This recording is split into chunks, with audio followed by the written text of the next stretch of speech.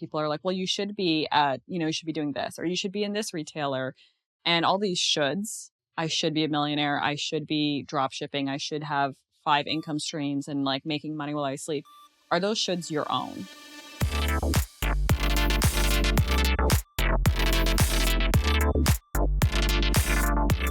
Welcome to She's Interesting, a podcast about business, money, and well-being for women over 30.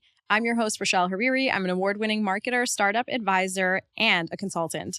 Today, I'm so excited for this episode because I'm in LA, first of all, but we have a Torontonian who's with me in LA. I'm excited to introduce you to my guest, Mary Aforiata.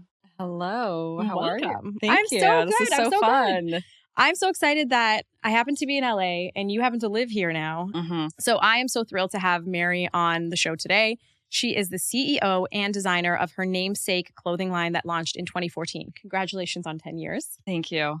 Huge, huge, huge. Since its inception, the brand has earned significant exposure in notable publications such as Refinery 29, Fast Company, and Business Insider. And I think you were in a bunch of like Canadian publications like Elle Magazine and things like that. Yes. There you go. So Mary Young, the brand, aims to ignite and inspire movements or moments of self-love and acceptance through intimates and more. To expand on that commitment, Mary Young introduced the Self-Love Club, a movement powered by the company that opened a dialogue within communities to focus on self-love and acceptance. Mary's vision is to empower women to embrace their individuality and to refuse contortion into an industry definitions of sexy. We're all sexy in our own way. Mary is passionate about marketing and community growth, and we can see that from this incredible brand that she's built. Her vision and passion for self-care, sustainability, and all-around positivity can be felt through Mary Young, the brand, and her personal social channels, and the podcast that she has, and all the incredible work that she does. So there we go. That was a proper intro for you. Welcome to She's Interesting. Thank you. I'm sorry that the intro was like a big mouthful, but I appreciate it. It is incredible. And so I'm really excited to have you here because you started your apparel brand. You started your intimates and lingerie company 10 years ago. So this is before we saw the e-commerce boom of 2019, 2020. You were grinding it out in the early days. Can you take us back into that, into the age that you were at, what you were doing at the time, and why you started Mary Young? So 10 years ago, right now, I was still in school. I was in university. I was studying fashion communications. So not so much the design, but the marketing, the business. And I decided to do a double thesis because I'm a bit of a high achiever.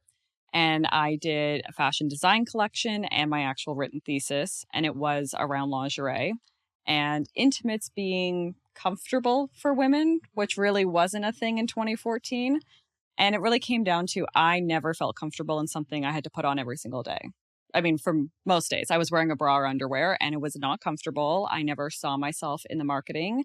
Even as a white woman, I didn't see myself. I wasn't tall, blue-eyed, blonde hair, skinny. And I knew if I didn't feel like I was being represented and I didn't feel comfortable in an industry that I had to wear every single day, that I wasn't the only person that was feeling alienated by such an integral part of our day and something that can really shape your day. And so that's really where the idea came from. I did not think I was going to start a business.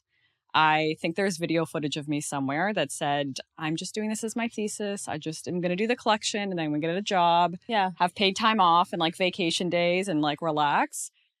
But a few months after I finished school, I launched the brand in October 2014, and it has been a whirlwind since. But that same focus of making sure that people feel seen and represented and just love their body, especially in clothing. I think clothing can either empower us or make us feel like we are putting on a costume and pretending to be someone else. And just make us feel bad and uncomfortable. Yes. I can't tell you how many times I've put on, like, first of all, when I go jean shopping, it's a disaster. Like, I'm like, what is wrong with me that no pair of jeans will fit? I'll go through like 20 pairs before I find one that like hugs things the right way. Yeah, you're like, it's good enough if I belt it. And it still needs tailoring because we're short. Yeah, you still have to hem that, no problem. So it's true because clothes can either make you feel empowered and ready to take on your day, do what you want to do, feel confident, or they can make you feel like there's something wrong with you when there's actually nothing wrong with you. It's the problem with the industry and the clothing itself. Yeah. So what happened during that time? So you were in university. Were you at Ryerson? I was. I'm Yeah. also a Ryerson grad. Okay. TMU, shout out. Yeah, I was like, that's what it's called now, TMU. Yeah. Toronto Metro University. Something like that. So you were doing your thesis, you created this, you hand stitched the products? I did hand sew everything myself, and it was... Did you know how to sew before? I did. Okay. I've been sewing from probably too young of an age. Like I think 4 years old, I got my first like Barbie sewing machine. I used to have one too because my mom is a seamstress. Oh. And I had a little mini one and I would sew and I'd go to Fabricland with her. Fabricland, that was my favorite place. Yeah. So I was sewing from a very young age. I sewed the collection. I also had hand knit sweaters that went with the collection. So it was all about comfort and relaxation. Basically what women, we don't get told about our bodies or like what we should be buying. And so I created it. But when I knew that I wanted to start the business, I realized I was not going to be the seamstress because it's not my skill set. I am not a seamstress. I storytell, I market, I build community. That's more my area of expertise. So that's what I knew when I wanted to start the business, that I had to take it serious because I wasn't going to be making each garment and I had to find production to do that. Okay. So how did you go from doing this for your thesis to deciding to turn it into a business? Was it like you got a really great response and that's what made you think I should turn this into the business? And then once you did that as a university student, how did you even start? Like, how did you know where to go to? How did you even find a manufacturer? And the reason why I go deep on these questions is because there's people that are starting today and they might be struggling to figure out, how do I get the right manufacturer? How do I get things made in North America and it not costing my customers so much money at the end of the day? Well, first off, I wrote a business plan, which I think was the biggest thing. So I did show the collection at Ryerson's Mass Exodus. I don't know if you remember that. So it's like a year-end fashion show where all the design students showcased their collection. And I think it was about 60 graduating students that showed their collection. And mine was selected as one of the top 20 for what they called the curated show. And then from there, Flair actually named it one of the top 5 collections. So there was a bit of a excitement around it. And again, going back to 2014, Instagram was like in its early days. It was like still you kind of only followed your friends. You didn't really follow anyone else. And I was getting messages on Instagram from people I didn't know asking me if they could buy the product. And so that was kind of the confirmation I needed. That's a signal right there. Yeah, I was like, okay, so if it's not just me who wants these things and other people who I don't know and like don't owe me a favor by saying they love it, actually want to buy it, then I must be doing something right. So I sat down, I wrote the business plan. The business plan turned out to be longer than my thesis. So I realized, okay, I'm actually passionate about this.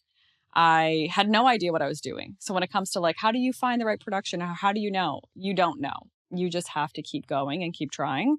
So it was a lot of cold calling, researching, finding people on the internet, calling about different machines that I know that I needed to sew the garments. And the first production house I found, I thought was great. I thought was going to be, the one for me. Had the whole first run of our collection produced and I received all the garments and I realized they lied to me about how they could sew. No. And, the important thing about bras and underwear is like there's some stretch to it, right? Yeah. So there's a certain machine that allows the stitches to stretch. They did not have those machines, but refused to tell me and produced 1,500 units that did not stretch. So I made a big mistake early on where I trusted after one sample that they knew what they were doing, whereas a lot of times you kind of go through 2 or 3 sample rounds, you really feel it out.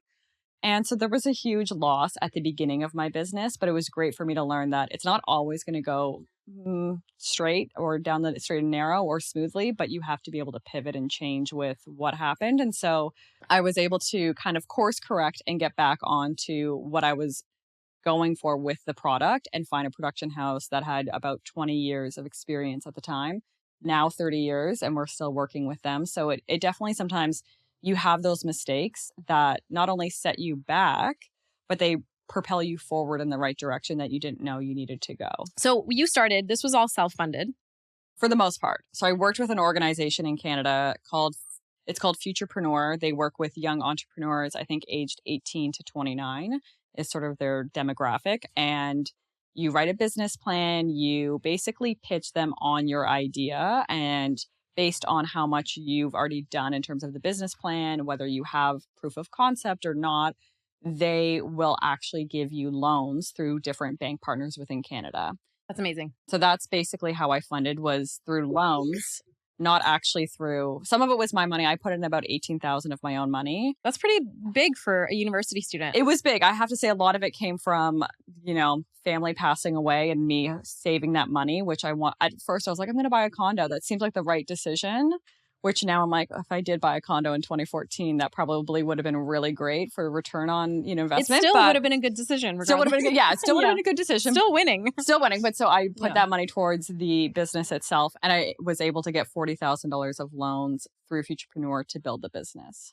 That's amazing. So you first started, there was a major loss, and I've listened to your TED Talk, so I know you're all about positivity and about speaking nicely to yourself, about journaling, about the gratitude for anyone who's just starting out now and having a lot of issues with manufacturers. Because let me tell you, there is a lot, especially if you are working with companies overseas. Mm-hmm. I had a friend who was trying to start a men's underwear company and had thousands of samples sent to him.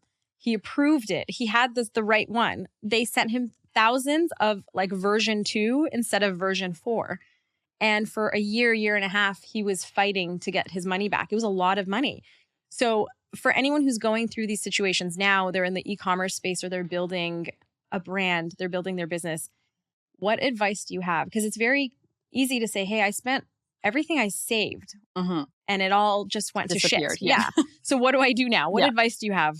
I think for when it comes to production and actually making a good, specifically a garment, there's kind of 2 routes you can go. You can go one where you're working with a manufacturer that has a catalog that you can kind of pull designs from a catalog. So they have already proven they can make those garments. It's what they offer, whether it's like a t-shirt or a hoodie, and you can put your logo on it. You can put a screen print on it and make it more of your own, but you're not designing the garment from scratch. So sometimes that's a safe bet to go. And I think that's where in the e-com, blow up of 2020, 2021, that's what a lot of people are doing. Even swimsuit brands, there's a lot of brands that like you can buy the same body, but it's just a different logo on it. So that's great if you're managing your investment and you want to try at something, but not put your whole life saving into it. Whereas the way that I went is I designed the garments from patterns. So creating that garment myself, working with a pattern drafter.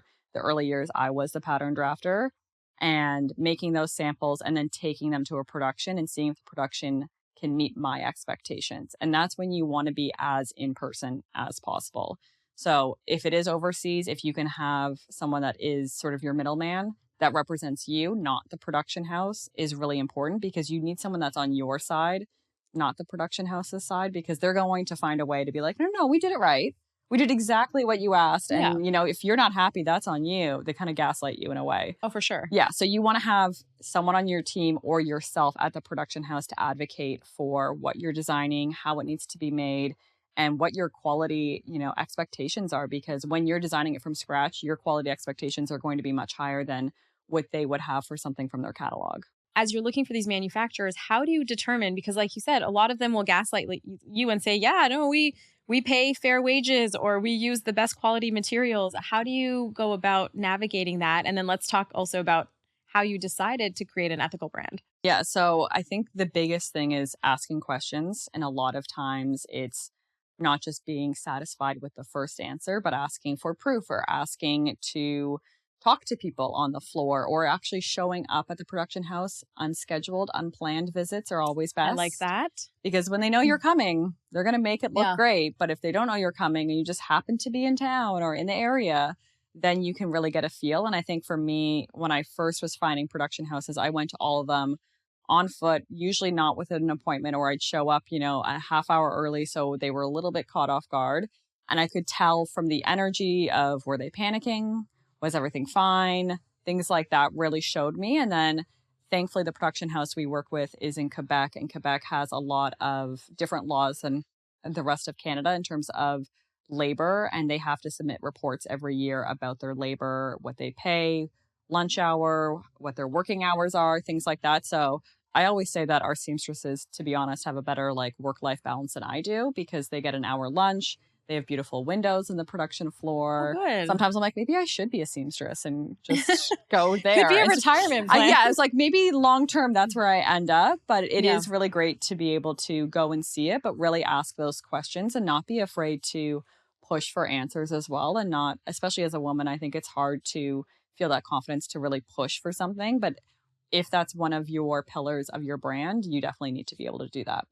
Have you had anybody in your family that was an entrepreneur that you sort of watched them build businesses? Or is this just something inherently that you had in you and you're learning as you're going? I think a little bit of both. So from a very young age, I always knew that I wanted to be an entrepreneur. I was selling bracelets that I made at garage sales. I was always coming up with companies and different things that I could do. And then I also had a lot of very strong women in my life. So my mom was the breadwinner for our family. She worked and my dad stayed at home, which was not normal in the I 90s. love that. Yeah, very different. Not an entrepreneur, but very badass in her own right. She worked in marketing. So I, again, learned a lot from her in that area. Awesome. And then my aunt was an entrepreneur as well. So she built her own business in events and different conference planning and things like that. The very first boss I had was a woman. So I worked for a woman at the age of 14 until I was 19. And so I was around a lot of women who were carving their own path. So it came very natural to me. And I'm very grateful that I had that opportunity to see it modeled in so many different ways. Especially in your formative years when you're younger or your high school years, it's so good to have strong women around you and have examples of what is possible for you as well. And the reason why I'm mentioning this on the podcast is for anyone who's listening who might have like a niece in their life. I have a 12-year-old niece and she comes to me for everything. And I'm like, oh my God, she's going to go to high school soon. I'm going to have to help her out a lot. But you want to be that example for them so that they see what else is out there in the world, even for like kids that are smaller. Like, again, going back to the example of my niece, I got her this book called Ara the Engineer. It's written by a bunch of engineers from Google. And it's this like curly haired girl. She's like tan skin tone. And it talks about her journey of wanting to become an engineer, because everything else that my niece was playing with at the time were like dolls and toys. And I was like, you need something else. A little bit different. Let's think about like launching a rocket into space. just Yeah. different, like having a variety of things exampled for you. Like even for me, I was very close to my dad growing up. Obviously, he raised me. He was at home every day. Yeah. But he never told me there was things I couldn't do. Like I grew up in the country. He was a hunter. I would go hunting. And that wasn't common for girls to go hunting. But he again was like, well, if you want to, you what would can. you hunt? Deer, mostly. Yeah. Yeah. Delicious also. I was going to By say, the way, you eat them, right? Yeah. Venison is very delicious. You normally wouldn't know. It tastes very much like beef if it's healthy deer. There Eating you go. well. Yeah. Okay. Yeah. I didn't know that about you. I'm learning something Yeah, I new. grew up on a farm, so I My dream is to retire on a farm. So Well, we're I can going tell you opposite about that directions. retirement life. There's a lot of physical labor involved. Oh, no, I'm going to have to outsource that. A lot of people that are entrepreneurs these days, they have ideas and they quickly go and source it and they quickly go and drop ship or do all sorts of things. But this started from your craft. You built it yourself. It was your vision. You designed it. And like you said, you're not buying it and white labeling. Like there was a controversy recently where one of these really popular brands that was kind of expensive, someone had bought the clothing and they actually found a Shein tag on it. So first of all, how embarrassing. Secondly, it makes me so furious as a consumer because brands are charging these crazy prices, outrageous prices in this type of economy. And it's not even like made properly in the or right somewhere that makes sense for that price structure. Yeah, like when you make in North America, Canada, US, even Peru, there's certain countries that the living wage and what they pay for living wage is higher. So the cost of our garments is going to be higher than what you're going to get from any brand made overseas. Ethical. It's ethical. And that's where, as a consumer, I think a lot of times consumers wonder how they got duped into paying for an expensive brand, but finding out it's produced at the same manufacturer as Shein. They didn't ask enough questions. The consumers have the power. We forget this as consumers, that we actually hold all the power. Our money has the most power. Where it goes has the most power. And asking, why does this t-shirt cost X, Y, and Z if it's made in, overseas in a factory that I can't trace, that it's not traceable. I can't even know where this was made, what the pay is, what the quality of life is. I have no answers as a consumer where this is coming from, other than I'm spending this money because the brand has this, cult following or this cool factor or celebrity I love. It's really just the branding, right? It's the branding. So you're paying for the branding, and the branding gives this idea of you're buying something that makes you feel better. But what actually makes you feel better is knowing your money is making a difference. So how do consumers actually educate themselves? There's a lot of websites. Yeah, off the top of my head, I can't tell you, but I can find them for We you. will link them for everybody. We will link them in the show notes because we always communicate with them to let them know where we're producing, how we're producing, where our fabrics come from. But there's a lot of websites, and one of them recently showcased a lot of fast fashion brands and how traceable their supply chain is, where they're producing, where they're getting their fabrics, things like that. And there's a few brands on there that you'd be surprised that have rated a 0 out of 125. That basically means they can't identify anything about how the garments are made, where they're made, and if there's anything ethical. Can you tell us which ones? The one that everyone is surprised by, and Yeah. I know because as a lingerie brand, we got tagged as you should shop this lingerie brand instead of the one that got 0, which is Skims. I knew it. They're making the money. I'm going to be honest with you. Yeah. Like their price point isn't insanely high. It's an average price point. Yeah. It's definitely too doable. expensive. It's not too expensive. By the way, this shirt that I'm wearing is not Skims. This is to from clarify. Aritzia. This is from Aritzia. Just to clarify, Yeah. so everyone knows. And I hope But- Aritzia is good. Yeah, I think Aritzia was higher up there, but there was like some like H&M has gone through Garbage. like, Yeah. but they are actually much higher now because they've gone through years of struggles where people have held them accountable. And I think that's the biggest thing as consumers is we can't get, duped by the pretty logo, the face that We have goes to with be the brand. smarter. We have to be smarter. And also the brands that have the bigger money, like the VC backing, the brands that are part of an umbrella company. There's no reason at the size that they are that they can't be producing ethical. They have bigger buying power for materials. They could open their own production house and pay living wages. But those are usually the brands that are making sure they get the most money for themselves and they're not concerned about who's making the garments. But how can we tell? Is there like a criteria that consumers could be looking for? Like 1 or 2 things that you're like, at least if they're doing these 2 things right, then you should feel good about purchasing from them. I would definitely say any brand that is open to discussing where they produce their garments. So whether that's on their website, I know there's some companies that will say this garment was produced in a ethical factory here, or this is made of conscious materials or ethical materials or sustainable materials. Maybe not their entire collection, but there are certain garments that are using recyclable materials. So anything where they're coming outright and sharing that information shows that they as the brand are conscious of making that decision to be better, to hold themselves to a higher standard, and always asking, like go to the FAQ page, dig a little bit, see if there's any information there, and don't be afraid to email the brand and just ask some questions. Yeah. How do you feel like self-love has actually changed in the last 10 years? Because I think what it looked like before when you first started out versus today is quite different. Yeah, I think when it first came about, it was this sort of like hot topic and keyword that everyone was starting to use. And it was the whole bubble bath face mask, usually for women being like, you need to relax and like put your feet up. Have some wine. Have some wine. Yeah, like, it's Yeah. wine o'clock and it's self-love. And there is a place for that. I'm not going to like deter that. I love a face mask. I love a bubble bath. But I think the conversation around self-love has become deeper and deeper than just love your body for what it is. It's, life is hard.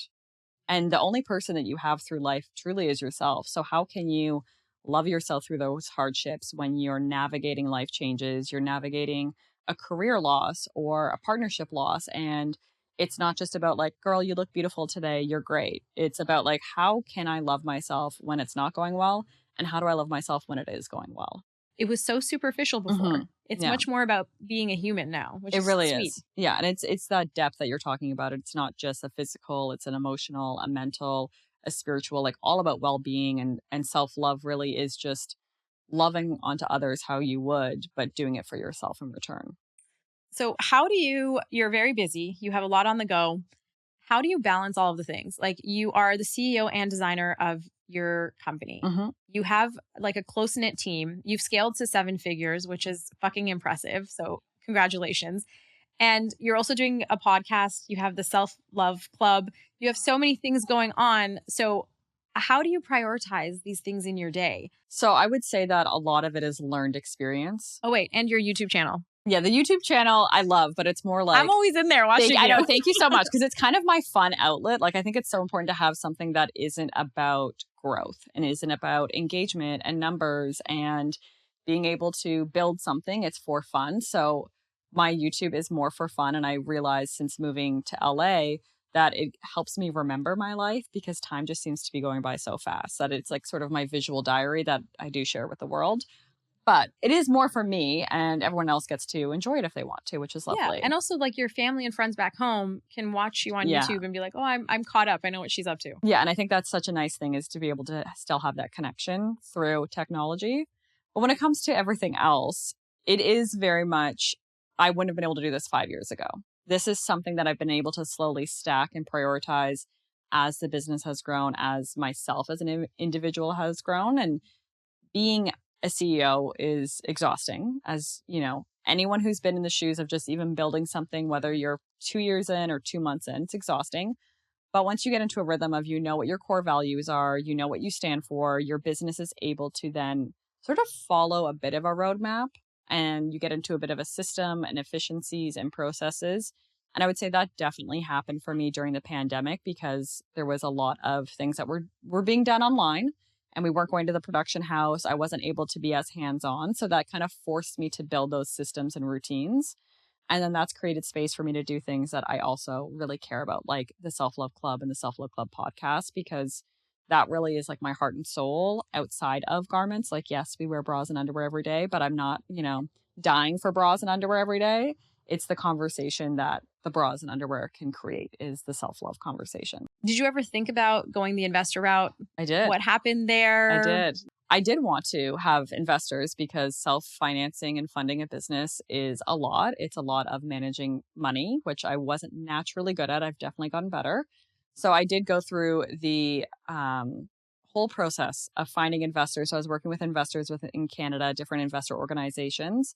And 2019, I had connected with a variety, and I was given the opportunity at the beginning of 2020 to pitch a room full of investors, about 40 investors. And I was very excited, because they only give you that opportunity if they are usually 80 or 90% sure at least 3 to 5 of those investors are going to invest in your business. So it sort of was like, that's huge. It's like almost like a shoe in, but not really, because you still have to do your due diligence and all the work that goes after. But I'm not just like pitching to deaf ears, basically. It did kind of feel like it when I got there. So the week of, I think this was the end of February 2020. So before the madness. Literally right before. Right before the madness before ensued. lockdown. Yeah, like just take you back to that time. I actually had fallen and broken my wrist. And as I was sitting on the ground, knowing my wrist was broken, all I could think about is, I'm pitching investors in 3 days. I can't change this. This is not something that I can reschedule. This is a quarterly meeting that happens. And if I miss this, I would have to wait another 3 months to pitch. I'm not waiting 3 months. When you're raising, it is a marathon. It's go time. Yeah. It's go time. It's like, I've been working this. I need to do this. So I didn't change the investment pitch. I did not try to defer or wait 3 months. I put my wrist, that was still in a cast that wasn't a light cast. I don't even know the material, but it weighed like 10 pounds. Oh, like the old school the white old cast? school one. Yeah, the old school white like plaster. I don't, Yeah. They're like, we'll put you in fiberglass like in a week. I was like, great, I'll just have this plaster cast. Get all the investors to sign. Yes. Put my wrist and my cast in like a silk scarf sling. I was like, I'm going to dress it up. I'm going to make it look good. And I was still on painkillers. I was on morphine at the time because it was excruciatingly painful. So I went in front of 40 investors, and there was only about 2 or 3 that were women. The rest were men. So I'm standing there. That makes sense. Yeah, makes sense The in math terms is of like mathing the in math that is one. mathing with the investors. Yeah. So I'm standing there with my broken wrist on morphine, talking about thongs and bras and like how empowering it is for a woman to wear a bra that makes her feel good. And it somehow worked. I did get a callback due diligence with about, I think, 6 investors. So the first week of March, I was scheduled to do due diligence with the first 3.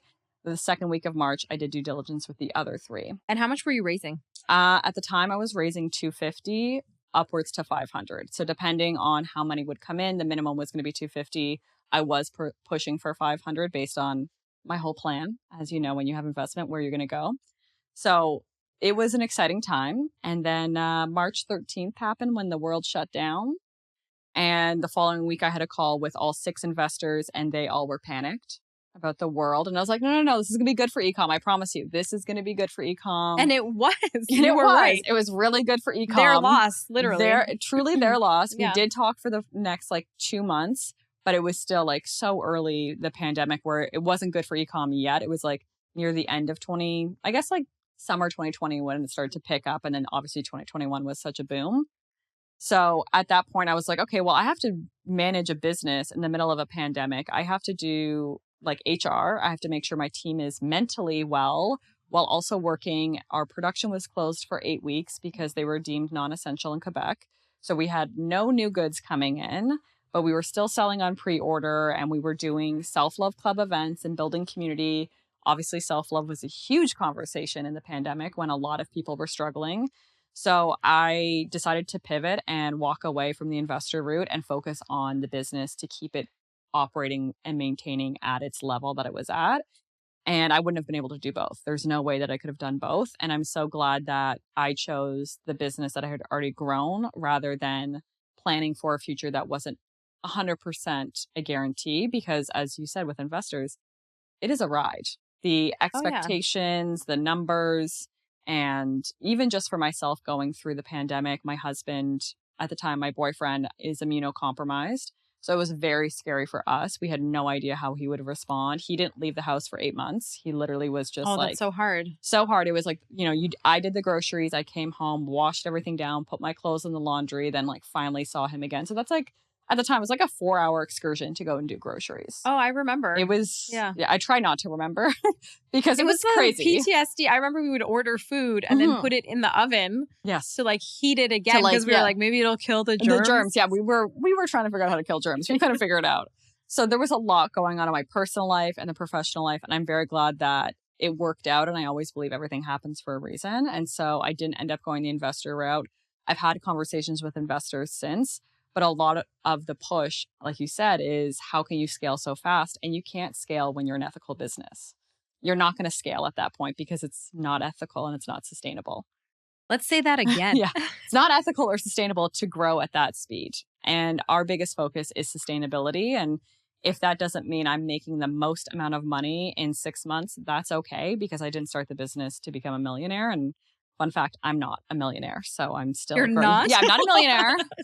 Still just growing a business, which Yeah. is, a whole ride in itself. How do we get over this idea in society that everyone is supposed to be a millionaire? I mean, if you actually think about it, we're even having a healthcare crisis where less and less people want to be doctors and nurses because they're like, why would I study, go in debt $200,000, become a doctor, and then the guy next door is drop shipping and being a millionaire, and I'm going to treat people and getting, like yelled at by patients. And so I don't know what the answer to this is, but I'm curious about your thoughts because you seem very grounded in what you're doing and why you're doing it. It's taking time, and it's still like I still struggle with the why is my business at X, Y, and Z, especially hitting the 10-year mark this year. People are like, well, you should be at, you should be doing this, or you should be in this retailer, and all these shoulds. Yeah. I should be a millionaire. I should be drop shipping. I should have 5 income streams and like making money while I sleep.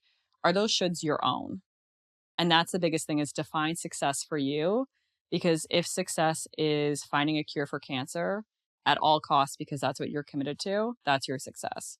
If your success is drop shipping Amazon, then that's amazing. That's it. That's what it is for you. Everyone is going to be in their own lane because we can't all be the same person. We can't all be influencers, and we can't all be selling on Amazon, and we can't all be doctors or lawyers or celebrities.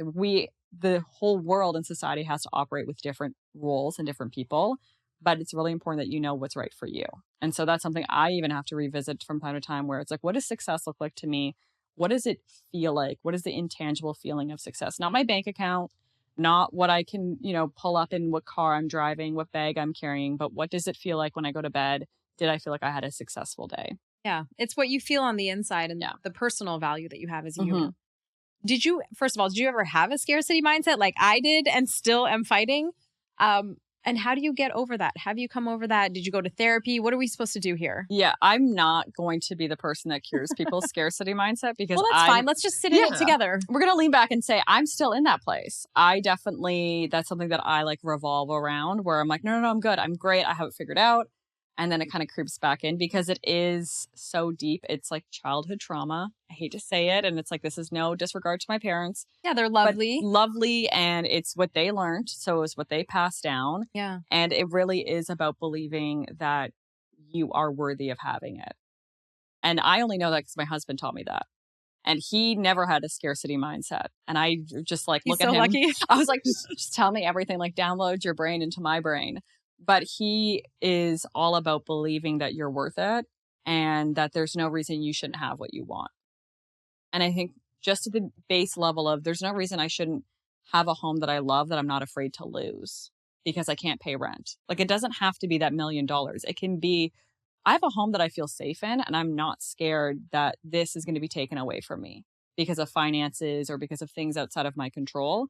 So it really is about like again, it's those affirmations, speaking those money affirmations too. Like yes, good things come to me, blessings are chasing me, all those different things, but it is also being aware of it. It took me a long time to realize that even in business, I have a scarcity mindset where it's like small things. I was like, oh, no, we shouldn't do that. And it's like, well, that's a $49 cost one time. That's okay. Like that, we can do that. We're going to be fine. But I think admitting it and moving through it and recognizing it when it happens, because it's the same thing as like a red flag. It's a red flag in your thought pattern. And you need to realize that you can control those red flags and you don't have to wait for them to disappear. But doing the work is the only way to help It's it. true. Because the mind believes what you tell it and what you feed it. And so I've been doing this with myself for the past couple of years. And sometimes I'm really good at it and sometimes I'm not. But I will stop myself as I'm having an intrusive thought or a negative thought. And I'll be like, we're not doing this today. Yeah. I literally stop. I'm like, Course Rashel, correct. we are not doing this today. And it snaps me out of it. Or if I'm like in the morning, I'm trying to like get my morning routine to a good place in my evening routine. But if I wake up and I'm like, oh, I like snooze, I'm literally like Mel Robbins is in my head and she's like 5, 4, 3, 2, 1. Yeah, you're like, okay, yeah, Get your ass up. Yeah. Yeah. And that's the thing too, I find is like sometimes the absence of thinking too much and analyzing actually makes you happier, which to me is really funny because I'm also married and my husband sometimes I'll literally be like, hey, what are you thinking about? And he's like, Nothing. Literally nothing. And I'm like, what's going on up there? He's like, nothing. And I'm jealous. I'm so envious of that because I'm like, I wish I had nothing going on up there sometimes. Like he'll be washing the dishes and he's like, I'm literally I'm just watching. I'm actually like in a meditative state because I'm washing the dishes and that's what I focus on. Just being present. Yeah. So I think we need to do even more of being in the present and not thinking so much. The less thinking. And that helps. The less thinking is a big thing. I filmed like a very short TikTok about this a few weeks ago where I can talk myself out of doing anything or into doing anything. But usually I talk myself out of doing the good things, like going to the gym or getting groceries or going for that walk. Like, why am I like, well, if I go to the gym and, I drive and I have to find parking and then I'm there and but I don't want to rush. Oh, well, now I don't have enough time. And it's like, well, no. And I spent 15 minutes thinking about this. If I would have just gotten in the car and driven there and then did it and I would feel great. And I always feel good when I do the thing that I can convince myself I don't need to do. So just stop thinking as much. Overthinking actually ruins most things. And just do it. Yeah, just do it. You went through a concussion when you were a teenager. You were playing rugby and you had an injury. And that's kind of carried on through into your 30s now. How did you like mentally, physically deal with that? And how did you get over, the challenges of getting regular migraines and not feeling good so that you can be running the successful business, a 7-figure business, and not letting it hold you back? I think health is wealth, and so much of your health determines how much you can actually do and accomplish in life. So I'm really curious about your story of how you overcame it. And I know there's a TED Talk because I listened to it, but I'll let you share it here as well. Like, tell us the story. Yeah. So for me, the concussion wasn't a bad concussion. It was a grade 1 concussion. So the doctors didn't think it was going to be anything serious. I didn't really know what a concussion was. I was 16 at the time. We're teenagers. I'm like thinking of my whole future, not thinking about my health. But I ended up waking up with a migraine that lasted 8 months and basically just migraines nonstop from there. I lost my cognitive skills when I was in grade 11. So I was not able to read and barely able to write. Goodness. And so I had to relearn those skills. By the time I was 18, I was able to read and write again to a pretty good level, I would have to say. And when I still have migraines, I can feel my cognitive skills slipping a bit. So there's a lot of trauma that the body holds, obviously. And I think for me, I woke up one day after being in this very long pain cycle, this chronic illness cycle, feeling like my life is going by and I'm not participating in it. I'm just treating it. I was on, I think, 6 or 7 different medications every single day. It was this to get up, this to stay awake, this to help the pain, this to help to sleep. And I just said, I can't do this. This is not how I want to live. If I'm, 19 at the time, what does the rest of my life have to look like? So I really started to make that cognitive decision to every day try a little bit harder, fight a little bit more. And advocating for your health is an exhausting thing. Anyone who deals with chronic pain knows it's like a full-time job on its own. And I dealt with that in university, seeing neurologists, specialists, and the healthcare system is a tricky place because when it comes to the brain specifically, everyone's brain is different. You could have a concussion and never get a migraine or a headache. And then I had a grade 1 concussion and never really recovered from it. I still deal with migraines because of it. But I had a lot of doctors telling me all these things I couldn't do. I wasn't allowed to work out. I wasn't allowed to increase my heart rate. I shouldn't be overly stressed. I couldn't. You can't do anything. Basically nothing. And just sit on the couch. Basically sit at home. And at 22, the, I think, 5th neurologist I had seen basically told me that I wasn't taking my recovery seriously enough and I needed to drop out of school. I need to basically stay at home and focus on getting better. And to me, that didn't make sense. How do you even do that? Yeah, I was like, well, that just means sitting in my pain. And then I'm just going to be stuck in this pain cycle. So I'm actually done listening to doctors, which I don't advise this at all times. But I chose to start working out and start getting my heart rate increased, like going for a light jog, biking. And it was excruciatingly painful to start. But that was one of the biggest things that changed the path for me was listening to my body and saying, let's see if this works. Let me see how this works for me. And that is a form of self-love, is knowing that you're going to be different than everyone else and being able to turn in and tune into yourself and listen to what's working and what's not. And it's something I still have to do with migraines and chronic pain is sometimes I'm able to do it all, whether that's home life, work life, and sometimes I can't do any of it. And I have to be okay to say, I can't do that. I'm at my max capacity. I can't add more to my plate. And that's something as a business owner, you're going to have to do when you want to do it all anyways. You can't do it all. So you have to be able to pick and choose, find what you can add onto your plate, manage at a healthy level of stress, which also something I'm working on forever. Listen, we're all with you. We're all working on that. Anyone who's a high achiever has trouble saying no and learning when to just be like, this is my capacity instead of being like, I could do it. I can do more. I could do it. Yeah, for Why sure. not? Yeah, no problem. Yeah. So that definitely taught me a lot before I started a business. And I've been able to use that in the business. And then just being able to trust my instincts and my gut and my intuition, I think is one of the best things to be able to do. You've done amazing. So I hope that you feel great about what you've accomplished. I hope everyone that's listening to this today is like, yes, I can do that too. Mm-hmm. Mary can do it. I can do it. We can all do it. That's right. So thank you everyone for tuning in. Thank you, Mary, for joining us. You are fantastic.